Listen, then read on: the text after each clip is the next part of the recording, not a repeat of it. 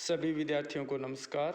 Doctor Bhimrao Ambedkar राजकीय महाविद्यालय श्री गंगानगर से इतिहास का असिस्टेंट प्रोफेसर वीरेंद्र सिंह यादव आज आपको लेकर चल रहे हैं राजस्थान में कृषक असंतोष के कारण। इससे पहले वाले वीडियो में हम लोगों ने देखा था कि भी राजस्थान के अंदर राजनीतिक जागृति के क्या कारण थे और इस राजनीतिक जागृति को बढ़ाने में विभिन्न व्यक्तियों की क्या भूमिका रही और विशेषकर क्रांतिकारियों का क्या कुछ योगदान रहा।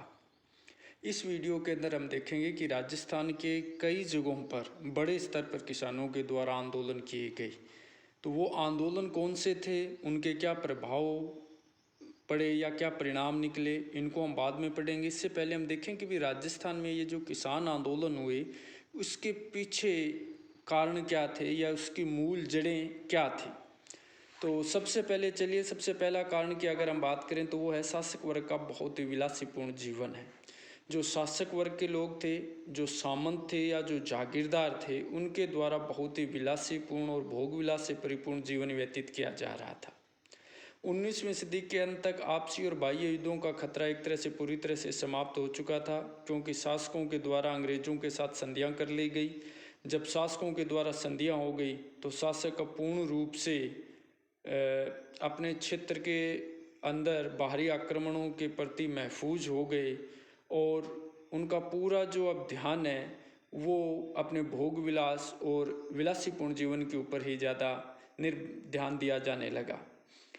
अंग्रेजी अधिकारियों के संपर्क तथा पाश्चात्य प्रभाव के परिणाम स्वरूप इस शासक वर्ग और जागीरदार वर्ग के रहन सहन के अंदर हमें बड़े स्तर पर बदलाव नजर आता है। शासक वर्ग है वो अब बहुत ही घमंडी होते चले गए थे, बहुत ही कर्छीले होते चले गए थे, बहुत ही विलासी होते चले गए थे। मेयो जैसे कॉलेज में पढ़ने वाली शासकीय पीढ़ियाँ पश्चिम शैली की वेशभूषा, खान पान, दावतें, अंग्रेजी शराब के प्रति अत्यधिक आकर्षित हो चुकी थी। जो जो आवश्यकताएं बढ़ती गई, किसानों का आर्थिक शोषण भी बढ़ता गया। शासकों के साथ साथ जो अधिकारी वर्ग था, जागीरदार वर्ग था, सामंत वर्ग था, वो लोग और उनके परिवार के लोग भी अब बड़े स्तर पर राजधानियों में रहने लगे। बड़ी बड़ी हवेलियां, मकान बनाकर उनमें पाश्चात्य संस्कृति को शामिल करते हुए भोगविलासी परिपूर्ण अपना जीवन जीने लगे, जिससे कृषकों में असंतोष फैलना बहुत स्वाभाविक था, क्योंकि किसानों पर बड़ी ही मात्रा में लाग बाग और अन्य करों को इसके माध्यम से वसूला जाता था। दूसरी अगर बात करें कि किसानों में असंतोष के क्या कारण थे, तो जनसंख्या के बड़े भाग का कृषि भूमि पर निर्भर होना है। 18वीं शताब्दी में कृषि भूमि की कोई कमी नहीं थी, यानी कृषि भूमि ज़्यादा थी, कृषि करने वाले किसान कम थे। इसलिए जागीरदारों को हमेशा ये डर सताया रहता था कि अगर किसानों के साथ ज्यादती की या उनसे बहुत ज़्यादा लाग बाग वसूल करने की कोशिश की गई तो कहीं ऐसा न हो कि वो भूमि को छोड़ दें। इसलिए उनकी भूमि है वो कृषि कार्य से वंचित रह जाएगी, और चूंकि कृषि ही आय का एक बहुत बड़ा स्रोत था, इसलिए किसानों के साथ जागीरदारों का जो संबंध है वो एक तरह से दोस्ताना और उदार हुआ करता था। लेकिन अब 19वीं शताब्दी के अंतिम समय और 20वीं शताब्दी के प्रारंभ में ये स्थिति बदल चुकी थी। बड़े स्तर के ऊपर अब जो भूमि है वो कृषि भूमि में बदली जा चुकी थी और बहुत बड़ी तादाद में किसान भी कृषि कार्य करने के लिए उपलब्ध थे। अतः सामंतों को अब किसानों की तरफ से कोई डर नहीं रहा, उनकी तरफ उन्होंने कोई ध्यान नहीं दिया और अपनी मांगों को निरंतर उनके ऊपर थोपते रहे। ऐसी परिस्थिति में सामंत अपनी इच्छा अनुसार लागतों की संख्या में वृद्धि करते रहे। 1922 ईस्वी में बिजोलिया किसान पंचायत ने राजपूताना के एजीजी यानी राजपूताना के पूरे क्षेत्र में इसको कंट्रोल करने के लिए अंग्रेज़ों का एक अधिकारी होता था, जिसका जो कार्यालय है वो अजमेर हुआ करता था, और एजीजी यानी एजेंट टू गवर्नर जनरल कहलाता था। तो उसके सामने इन्होंने बताया कि बिजोलिया के किसानों को 74 प्रकार की 74 टाइप्स की लागतें हैं यानी लाग बाग है वो देनी पड़ती है। तो आप समझ सकते हैं कि किसानों से कितने विभिन्न प्रकार के छोटे छोटे कर भी वसूल किए जाते थे। अगली अगर बात करें तो किसानों के साथ जो जागीरदारों का व्यवहार है वो अब अमानवीय होता चला गया था। जैसे हम पिछले अभी इस टॉपिक में देख ही रहे थे कि पहले जागीरदारों का किसानों के प्रति जो व्यवहार है वो उदार हुआ करता था और उसमें एक बड़े व्यक्ति की या एक पिता के समान उदार व्यवहार भी देखने को मिलता था।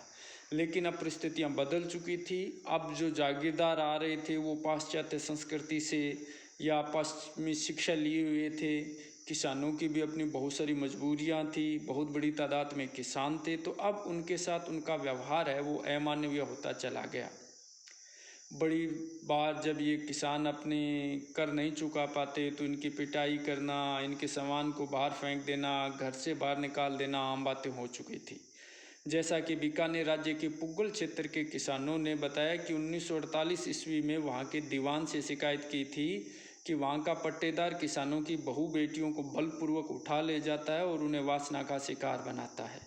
किसानों के कीमती सामान को उठा ले जाना, उनकी मवेशियों को हाँक ले जाना, उन्हें मकान से बाहर निकाल देना जैसी स्थिति जागीर क्षेत्रों में आम बात हो चुकी थी। तो संक्षेप में हम कहें कि जागीरदारी क्षेत्र में कानून नाम की कोई चीज़ ही दिखाई नहीं पड़ रही थी, तो इससे भी किसानों में असंतोष था। जागीरदारों के द्वारा किसानों पर अत्यधिक ऊंची लागबाग लगाई जाती थी और उनसे बेगार ली जाती थी। इसके कारण भी किसानों में अत्यधिक असंतोष था। ये लागबाग है, ये छोटे छोटे कर होते थे जो किसानों पर हर मौके पर जागीरदारों के द्वारा वसूल किए जाते थे। जैसे अगर किसान कोई पशु बेचता है या पशु का कोई प्रजनन होता है या पशुओं की चराई के लिए किसी क्षेत्र में जाता है या घर में शादी विवाह होता है, इवन जब शासक के द्वारा कोई मोटर कार खरीदी जाती तो उसकी भी लाग है वो किसानों पर डाल दी जाती थी। ये लागबाग इतने अधिक होते थे किसान इनको चुका पाने की स्थिति में नहीं थे। जैसे हमारी बात हुई है कि बिजोलिया के लोगों ने बताया ही था कि उन्हें 74 प्रकार के लागबाग चुकाने पड़ते हैं। इसके अलावा लाटा कुंता जो व्यवस्था थी भू राजस्व वसूली की, उससे भी किसानों में से अत्यधिक भू राजस्व वसूल किया जाता था। इसके अलावा किसानों को जागीरदारों के घरों पर जाकर और खेतों पर जाकर के बहुत सारा कार्य निःशुल्क करना पड़ता था जिसको बेगार के नाम से जाना जाता था। तो इन तमाम तरह की लाग बागों और बेगारों से किसानों की स्थितियां दयनीय हो चुकी थी और उनमें बहुत बड़ी मात्रा में असंतोष हमें दिखाई देता है। अत्यधिक कठोरता के साथ भू राजस्व व लाग बाग को वसूल करना ये भी एक असंतोष का बहुत बड़ा कारण था।